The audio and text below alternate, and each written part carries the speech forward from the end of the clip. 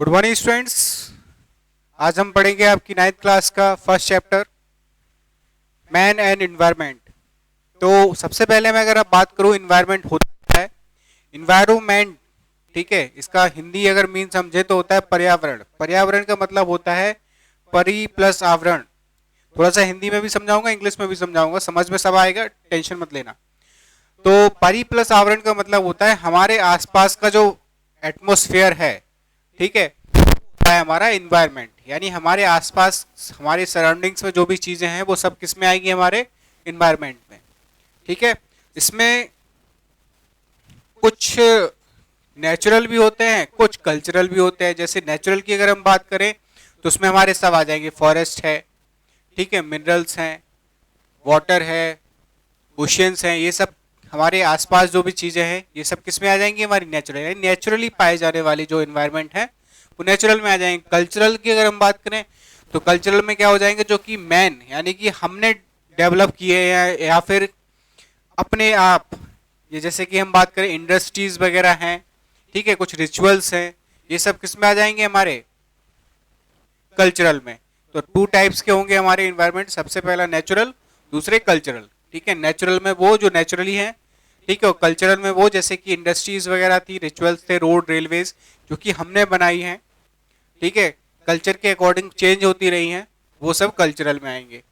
उसके बाद हम बात करते हैं, इसका जो इंपॉर्टेंट टॉपिक है वो है resource of natural environment. Resource क्या होते हैं, रिसोर्स की अगर हम बात करें तो रिसोर्स होते हैं हर वो चीज जो हमारी जरूरतों को पूरा करे, वो होते हैं हमारे रिसोर्स। ठीक है, एक टेबल दी हुई है, टेबल दी हुई है एक, चलिए, तो आपको इस पे बोर्ड पे एक ग्राफ दिख रहा होगा, इसमें टाइप ऑफ रिसोर्स दिए हुए हैं आपके। सबसे पहले अगर इनको क्लासिफाई करें हम तो ये होते हैं तीन तरह के, natural resource, human resource and man made resource. इसमें जो आप अभी पढ़ेंगे वो है हमारे नेचुरल रिसोर्स। ठीक है, नेचुरल रिसोर्स में भी दो होते हैं, एक होता है हमारा रिन्यूएबल और दूसरा होता है नॉन रिन्यूएबल। मतलब कि रिन्यूएबल रिसोर्स वो जिनका हम बार बार यूज कर सकें।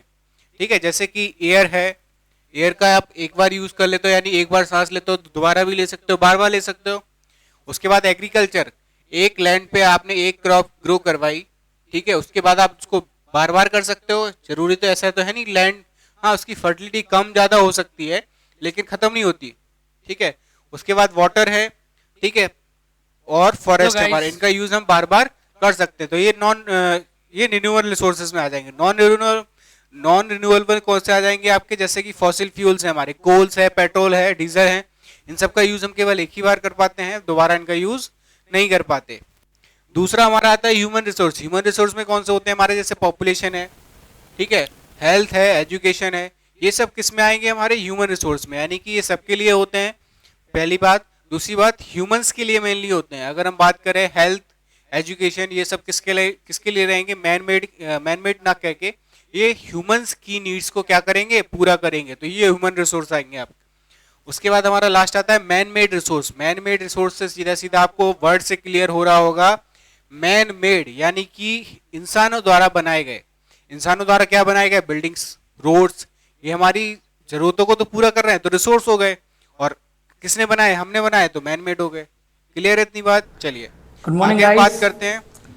एक बार फिर मैं आपके सामने एक ह्यूमन नया रिसोर्स में कुछ चैप्टर और भी लेकर के दिए हैं आया आपके, जैसे हूँ। कि last time in the previous video human we resource में have man made resource, studied the उसके फर्स्ट बाद chapter land resource, resource, agriculture resource, the water location. Resource, soil the resource, second forest chapter is resource, here. ये सारे आपके दिए हुए हैं, आपको एक बार बुक में से पढ़ना है, ठीक है, तब क्लियर होंगे आपको।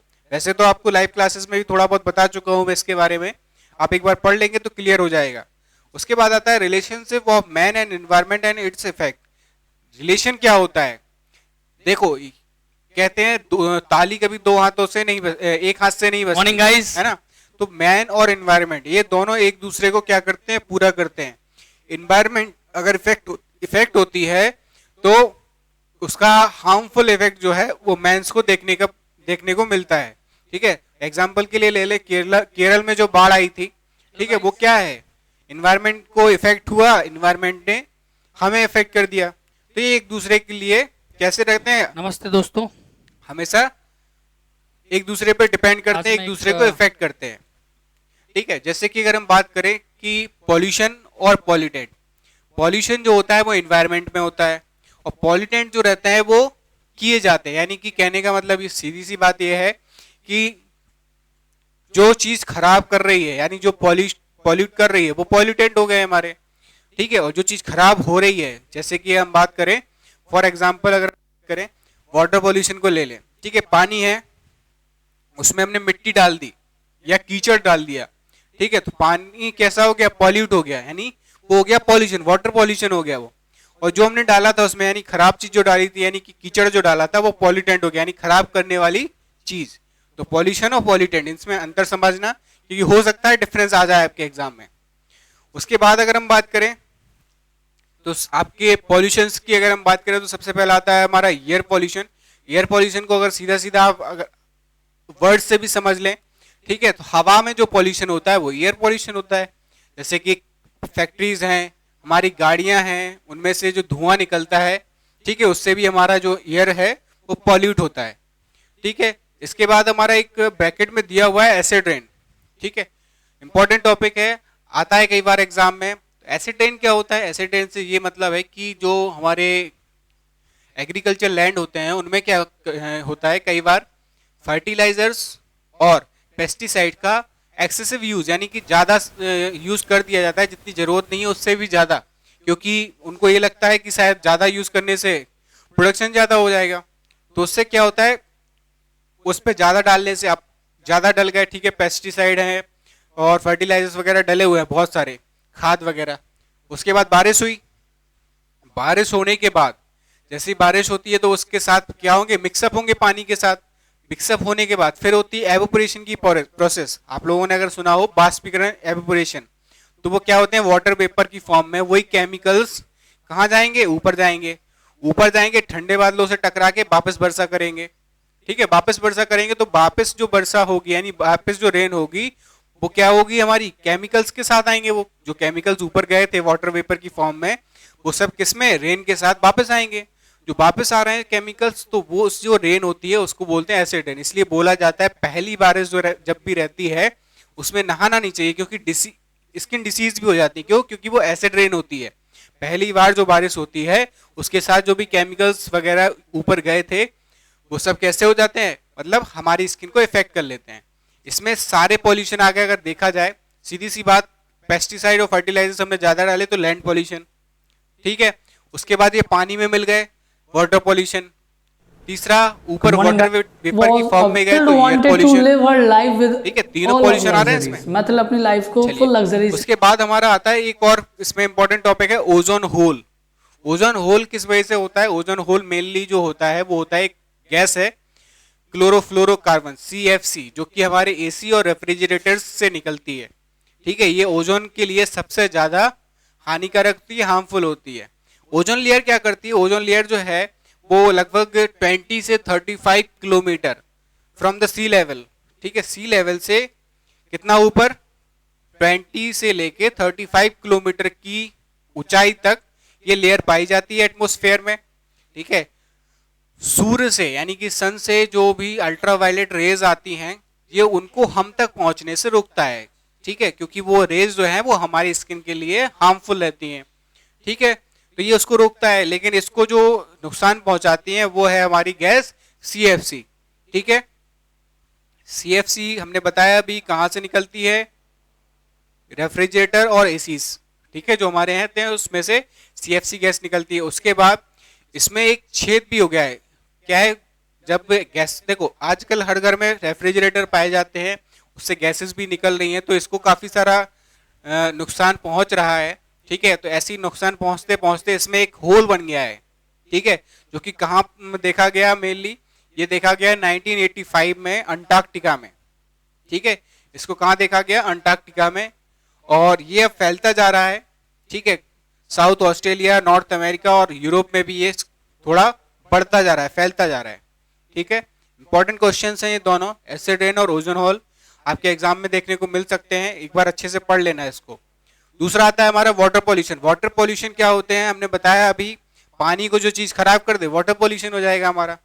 ठीक है, वाटर पॉल्यूशन की अगर हम बात करें, अगर देखा जाए तो 90% ऑफ सरफेस वाटर पॉल्यूट है हमारा। यानी कि कैसा है, उसमें पॉल्यूशन है इंडिया में। क्यों? क्योंकि हम लोग कभी भी केयर नहीं करते उस चीज की, ठीक है। जैसे कि polluted water is not suitable for man, animal and vegetation, sea animals, मतलब किसी भी चीज के लिए पॉल्यूटेड वाटर जो रहता है वो कैसा, लाभदायक नहीं रहता है, सूटेबल नहीं रहता है, ठीक है। अगर पानी गंदा है तो उससे नहाने से स्किन डिजीज भी हो जाती है, यानी कि हम सोच लें कि चलो गंदा पानी है इसको नहाने के यूज में ले लेंगे, तो उसको भी ये इफेक्ट करता है, ठीक है। मेनली होता किस वजह से है, सीधी सी बात अगर हम बात करें तो जो कारखानों वगैरह से वेस्ट मटेरियल निकलता है लिक्विड फॉर्म में, उसको सीधा नदियों तालाबों में बहा दिया जाता है। या बात करें हम तो नदियों तालाबों के पास कई बार कपड़े धोते हैं, ठीक है, जंगली जानवरों को नहलाते, सॉरी जंगली नहीं, पालतू पशुओं को नहलाते हैं, तो उससे भी क्या हो रहा है, वो वाटर पॉल्यूट हो रहा है। अब उसको वहां पे कोई प्लांट तो लगा नहीं है जो उसको रिसाइकल कर सके, रिफ्रेश कर सके, ठीक है। तो इससे क्या होते हैं, हमारे वाटर पॉल्यूशन होता है, ठीक है। इसके काफी सारे हार्मफुल इफेक्ट भी देखने को मिलते हैं। लेकिन एक और चीज इसमें अगर याद आपको अच्छा एक एक्स्ट्रा फैक्ट बताऊं तो गंगा नदी का जो पानी है वो कभी खराब नहीं होता। आप लोगों ने देखा हो, जो पहले बड़े बुजुर्ग हमारे जो रहते थे वो जब भी गंगा नदी में जाते थे तो वहां से छोटी सी बॉटल्स भर के ले आते थे। वो पानी सालों तक रखा रहता है, कभी खराब नहीं होता। क्यों? क्योंकि उसमें कुछ ऐसे बैक्टीरियाज पाए जाते हैं जो कि उस पानी को खराब नहीं होने देते। लेकिन हर पानी में वो बैक्टीरिया नहीं पाए जाते हैं। क्लियर है इतनी बात? चलिए, ये तो एक्स्ट्रा था। उसके बाद हम आते हैं नॉइज पॉल्यूशन। नॉइज पॉल्यूशन क्या होता है? तो ऐसी आवाज जो हमारी हियरिंग कैपेसिटी के बाहर हो, ठीक है, यानी सुनने में जब अच्छी नहीं लगे, वो नॉइज पॉल्यूशन, ठीक है। आप लोगों ने देखा हो कभी मार्केट में निकलते हैं कुछ बाइक्स ऐसी रहती है इनकी आवाज बहुत ज्यादा तेज रहती है तो सुनने में अच्छी नहीं लगती, तो वो क्या कर रही है, नॉइज पॉल्यूशन कर रही है, ठीक है। हमारी जो नॉर्मल जिसकी बात करें आवाज की, वो रहती है, आवाज को हम जो मेजर करते हैं वो डेसिबल में करते हैं। डेसिमल नहीं बोल रहे हैं हम, डेसिबल बोल रहे हैं, ठीक है। क्या इसकी स्पेलिंग क्या रहती है? DECIBLE, ठीक है, डेसिबल, यानी कि हियरिंग कैपेसिटी भी इसी में मेजर की जाती है हमारी। उसके बाद अगर हम बात करें तो आता है हमारा सॉइल पॉल्यूशन। सॉइल पॉल्यूशन हमने अभी आपको बताया था ऐसे ट्रेन में। सॉइल पॉल्यूशन कैसे होता है? जो फर्टिलाइजर और पेस्टिसाइड्स वगैरह एग्रीकल्चर लैंड में ज्यादा डालने से भी सॉइल पॉल्यूशन हो जाता है। मेनली कब होता है? हम क्या करते हैं, अपने घर का जो भी कचरा निकला या बाहर का जो भी कचरा है वो कहीं पे भी फेंक देते हैं। उससे क्या हो रहा है? लैंड पॉल्यूशन ही तो हो रहा है, सॉइल पॉल्यूशन हो रहा है। उसको कचरे को उठा के, मान लो कि उस कचरे को भी उठा के कोई रख छोड़ के आया, कहाँ छोड़ के आएगा? कहीं ना कहीं फेंक के ही आएगा। उस जगह की जो सॉइल होगी, उस जगह का जो लैंड होगा वो भी पॉल्यूट होगा, ठीक है। उसके बाद अगर हम बात करें radio active pollution. Radio active pollution क्या रहते हैं? कुछ एलिमेंट्स ऐसे रहते हैं रेडियो एक्टिव, ठीक है, जिनके वजह से भी पॉल्यूशन होते हैं, ठीक है। कुछ एक्सपेरिमेंट वगैरह साइंटिस्ट करते रहते हैं जिनकी वजह से कुछ रेडियो एक्टिव पार्टिकल्स जो रहते हैं वो एटमॉस्फेयर में एंटर हो जाते हैं, जिसकी वजह से रेडियो एक्टिव पॉल्यूशन होता है। उसके बाद हम बात करें तो इससे रेडियो एक्टिव के जो इफेक्ट है वो डायरेक्ट भी होते हैं, इनडायरेक्ट भी होते हैं, ठीक है। कई बार जैसे अगर हम बात करें, एक भोपाल में एक गैस लीक हो गई थी, ठीक है, जिसके वजह से काफी सारे लोग मर गए थे, तो वो डायरेक्ट बेनिफिट मतलब डायरेक्ट इफेक्ट्स में आ जाएगा। जैसे कि ये रेडियो एक्टिव मतलब कि वो एक गैस निकली, ठीक है, उसके वजह से जो भी आसपास के लोग थे उन पर डायरेक्टली इफेक्ट पड़ा, उसका मर गए। समझ रहे हैं ना? तो ये सब चीजें जो आएंगी वो आपके रेडियो एक्टिव पॉल्यूशन में आएंगी। उसके बाद आता है हमारा थर्मल पॉल्यूशन। थर्मल पॉल्यूशन क्या रहता है? मेनली थर्मल पॉल्यूशन को हम समझें तो एक इसमें और एक्स्ट्रा से बता दूंगा, इसमें आपको देखने को नहीं मिलेगा। एक आपने नाम सुना होगा कभी, ग्लोबल वार्मिंग। ग्लोबल वार्मिंग का मतलब रहता है कि किसी जो हमारा एटमॉस्फेयर का टेम्परेचर है उसमें इंक्रीजमेंट होना, यानी कि जब बढ़ जाना उस टेम्परेचर का, वो होता है हमारा ग्लोबल वार्मिंग। किस वजह से? कार्बन डाइऑक्साइड, मीथेन, इस टाइप की जो गैसेस हैं, ठीक है, जब वो एटमॉस्फेयर में ज्यादा हो जाती हैं तो कैसी टेम्परेचर को इंक्रीज कर देती हैं, और इंक्रीज होता है तो उसी को बोलते हैं ग्लोबल वार्मिंग। तो वो ये है, जब एटमॉस्फेयर में टेम्परेचर क्या हो जाए, बढ़ जाए, ठीक है, कुछ गैसेस की वजह से, जैसे कार्बन डाइऑक्साइड, ठीक है, मीथेन, CFC, नाइट्रोजन ऑक्साइड, ये सब गैसेस जो रहती हैं वो क्या करती हैं, इसको टेम्परेचर को इंक्रीज कर देती हैं, जिसकी वजह से थर्मल पॉल्यूशन होता है। ठीक है, तो ये आपके सारे पॉल्यूशंस थे। उसके बाद हमारे आते हैं change in land use and its effect. सबसे पहली अगर हम बात करें, ये कह रहे हैं population growth and reproduction. Population growth and reproduction से मतलब है कि पॉपुलेशन जो है वो तो बढ़ती जा रही है, ठीक है, वो तो रुक नहीं रही है, लेकिन हमारे जो रिसोर्स हैं वो तो लिमिटेड है। और ऊपर से अब दिक्कत क्या हो रही है, रिसोर्स तो लिमिटेड थे ही, ठीक है, हमने उन रिसोर्सेज को कम करना और स्टार्ट कर दिया। कैसे कैसे हमने जंगलों की कटाई करना स्टार्ट कर दी। क्यों? क्योंकि अब पॉपुलेशन बढ़ रही है तो रहने के लिए जगह तो चाहिए, तो उनको क्या किया हमने, फॉरेस्ट को कम करते जा रहे हैं और जो अर्बन एरियाज जो है उनको बढ़ाते जा रहे हैं। तो उससे क्या हो रहा है, पॉपुलेशन ग्रोथ हो रही है, उसके साथ हमारे रिसोर्स कम होते जा रहे हैं। ठीक है, उसमें सबसे बड़ा हाथ जो रहेगा वो रहेगा आपका डिफोरेस्टेशन। डिफोरेस्टेशन मतलब जंगलों की कटाई, हमने अभी बताया। अब हम ग्रोथ हो रही है, पॉपुलेशन बढ़ रही है, तो उसको रहने के लिए जगह चाहिए है, रहने के लिए जगह चाहिए, तो फिर क्या होता है, जंगलों को काटा जाता है। दूसरी चीज, अब रहने के लिए जगह चाहिए, उसके बाद काम करने के लिए भी जगह चाहिए, तो उसके लिए फैक्ट्रीज वगैरह भी डाली जाती है, तो वो भी कहाँ पे, आउट ऑफ द सिटी डाली जाती है। आउट ऑफ द सिटी में क्या होंगे, जंगल, तो उनको ही काटा जा रहा है। तो इसका सबसे ज्यादा हार्मफुल इफेक्ट पड़ता है एनवायरमेंट पे। ठीक है, उसके बाद नेक्स्ट हमारा आता है एक्सेसिव ग्रेजिंग। ग्रेजिंग मतलब होता है जो पालतू पशु जो हमारे रहते हैं, चरने की जिसको बोलते हैं हिंदी में चरना, ठीक है, यानी खाना खाना। जो हमारे पालतू पशु वगैरह रहते हैं, आसपास के जो जंगली एरिया जो रहते हैं, वहां पे जाके जो पेड़ पौधे की जो पत्तियां वगैरह खाते हैं, उसको बोलते हैं चरना, यानी ग्रेजिंग। ठीक है, तो जब ये चीज ज्यादा होने लगे, ठीक है, एरिया हमारे पास लिमिटेड है, उसमें हमने पशुओं को यानी कि एनिमल्स को ज्यादा कर दिया। ठीक है, एरिया था हमारे पास 10 पशुओं का, 10 एनिमल्स का, हमने उसमें छोड़ दिए 100, तो क्या होगा, वहां पे कुछ बचेगा, कुछ नहीं बचेगा। ठीक है, तो वो होती है एक्सेसिव ग्रेजिंग, यानी कि जरूरत से ज्यादा ग्रेजिंग। उसके बाद हार्मफुल एक्सपेरिमेंट्स इन एग्रीकल्चर। हमने एक चीज बताई थी आपको अभी एसिड में, एक्सपेरिमेंट इन एग्रीकल्चर।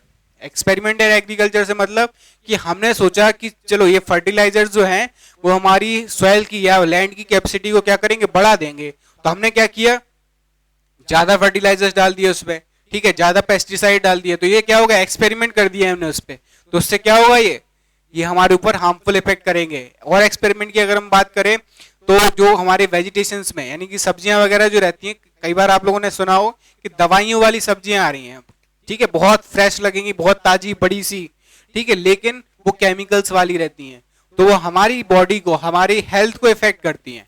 ठीक है, तो ये एग्रीकल्चर में जो एक्सपेरिमेंट होते हैं ये हार्मफुल रहते हैं हमारे लिए, मेनली हमारी बॉडी के लिए। उसके बाद आता है हमारा टॉपिक अर्बनाइजेशन। अर्बनाइजेशन में क्या होता है, हमने अभी बताया पॉपुलेशन ग्रोथ हुई, आजकल अर्बनाइजेशन की एक ट्रेंड चल गई। गांव में भी जो लोग रहते हैं वो क्या करते हैं, शहरों की तरफ बढ़ रहे हैं। शहरों की तरफ मतलब कि उन्हें भी ये लगता है कि हमें शहर में जाके घर ले लेना चाहिए, वहां पे बस जाना चाहिए, वहां पे रहना चाहिए। ठीक है, तो गांव से यानी कि रूरल एरिया से शहरों में आके बसने की जो होती है प्रोसेस, उसको बोलते हैं अर्बनाइजेशन। अर्बन मतलब होता है शहरी एरिया। ठीक है, उसके बाद अगर हम बात करें, हमारा आता है industrialization and extension of slums. ठीक है, अब सीधी सी बात है, गांव से शहरों में तो आ गए, अब शहरों में आएंगे तो काम धंधा भी ढूंढना पड़ेगा, रहने के लिए जगह भी ढूंढनी पड़ेगी। तो रहने के लिए अब जगह एकदम से तो मिलेगी नहीं, हर कोई ऐसा तो है नहीं कि बहुत करोड़पति लोग जो आ रहे हैं गांव से आ रहे होंगे। ठीक है, कुछ मजदूर भी आते हैं, तो वो क्या करते हैं, जहां पे भी जगह मिली झोपड़ी बांधी रहने लगे। तो वो क्या होते हैं, स्लम्स एरिया, यानी ऐसी झोपड़पट्टियों को क्या कर रहे हैं, बढ़ावा दे रहे हैं। ठीक है, और दूसरी चीज, अब वो आएंगे काम धंधा ढूंढेंगे, तो उन्हें भी क्या इंडस्ट्री, वो हमने बताया इंडस्ट्रीज जो रहती हैं वो सिटीज के आसपास के एरिया में सेटल की जाती है। तो उससे क्या होगा, हमारा डिफोरेस्टेशन भी होगा, यानी जंगलों को हटा के वहां पे इंडस्ट्रीज लगाई जाएंगी। उसके बाद construction of huge dams. Construction of huge dams की अगर हम बात करें, नदियों का जो बहाव रहता है, कई बार ज्यादा बहाव होने से उसके आसपास के जो एरियाज रहते हैं, जो गांव रहते हैं, उनमें बाढ़ आ जाती है, जिसकी वजह से काफी सारे उसके हार्मफुल इफेक्ट देखने को मिलते हैं। हमें काफी सारा डिस्ट्रक्शन हो जाता है इससे। ठीक है, बहुत सारा डिस्ट्रेशन भी हो जाता है। तो इसमें अगर हम बात करें तो कंस्ट्रक्शन ऑफ डैम्स जो रहते हैं वो यूजफुल भी है। ठीक है, बहुत तरीकों से यूजफुल की अगर हम बात करें, कैसे है यूजफुल, तो डैम्स से जो रहता है, वो डैम्स का एक तो बहाव को रोक लेंगे वो, तो बाढ़ आने की संभावना खत्म। दूसरा हाइड्रो इलेक्ट्रिसिटी जो रहती है वो बाढ़ बांधों से यानी डैम से ही बनती है हमारी। हाइड्रो इलेक्ट्रिसिटी की अगर हम बात करें, पानी के बहाव को, ठीक है, इलेक्ट्रिसिटी प्रोड्यूस करने में यूज करना, वो होती है हमारी हाइड्रो इलेक्ट्रिसिटी। ठीक है, तो इससे उसको भी प्रॉफिट मिलता है। इरिगेशन के लिए हमें प्रॉफिट मिलता है क्योंकि डैम से क्या है, हमें जितनी पानी की जरूरत होती है उतना पानी हमें अवेलेबल हो जाता है। क्लियर है इतनी बात? लगभग इंडिपेंडेंस के बाद 700 डैम्स हमारे यहाँ पर हैं अभी भी। ठीक है, उसके बाद अगर हम बात करें,